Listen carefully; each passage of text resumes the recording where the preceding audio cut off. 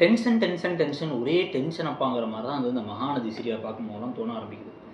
அப்பப்போ கொஞ்சம் நல்லா போகிற மாதிரி போயிட்டுருக்கும். திடீர்னு வந்து பார்த்திங்க அப்படின்னா அதல பாதாளத்தை விழுந்துருவாங்க. இப்போ நம்ம ஏற்கனவே சொன்ன மாதிரி விஜயை வெளில கூட்டு வரதுக்கு லீகலாக நிறைய ஆப்ஷன்ஸ் இருக்குது. அந்த நம்பிராஜனை பிடிக்கலாம், வெண்ணிலாவை தள்ளி விட்டதே பசுபதி தான் அப்படின்னு இருக்கும்போது அந்த ஆதாரங்கள்லாம் வேறு இருக்குது. அவங்க பேசின ஆதாரம், நம்பிராஜனோட பேசின ஆதாரம் இருக்குது, அதை டெலீட் பண்ணிட்டாங்க.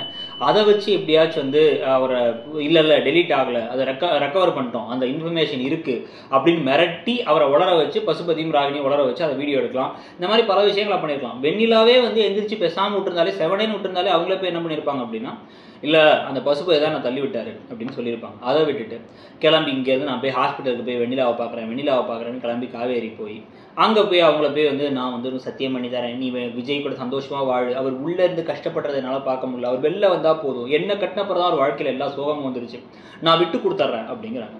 விட்டு கொடுக்குறது இப்போ வந்து அக்கா தங்கச்சிக்குள்ளே சண்டை நடக்குது. ஒரு பொருளை வந்து எனக்கு வேணாம் நீயே வச்சுக்கோ அப்படின்னா அந்த பொருளுக்கு உயிர் இல்லை, ஆனால் நீங்கள் கொடுக்கறது வேறு.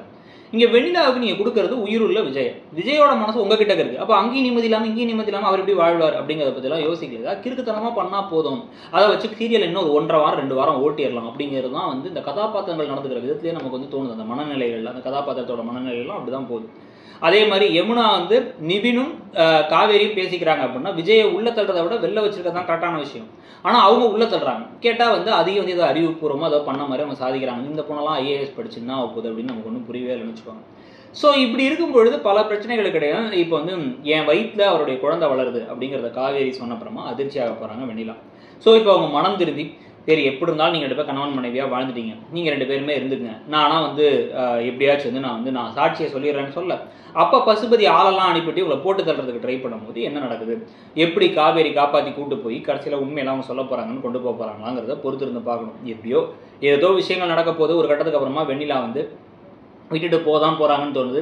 அதுக்கப்புறம் இந்த சீரியலை எப்படி எடுத்து போகிறாங்க, இழுக்கணும்னு முடிவு பண்ணால் எந்த மாதிரி இழுக்க போகிறாங்கிறத பார்க்கலாம். நீங்கள் காவேரி தனக்கு வந்து இதுக்கப்புறம் விஜய் வேணாம், நீ வெண்ணிலாவும் விஜயும் ஒன்றா வாழட்டும்னு தியாகச்செம்மல் மாதிரி பேசினது ஏதாவது கொஞ்சமாச்சும் அறிவு இருக்குது அப்படின்னு தோணுதாங்கிறதையும் சொல்லுங்கள். தேங்க்யூ.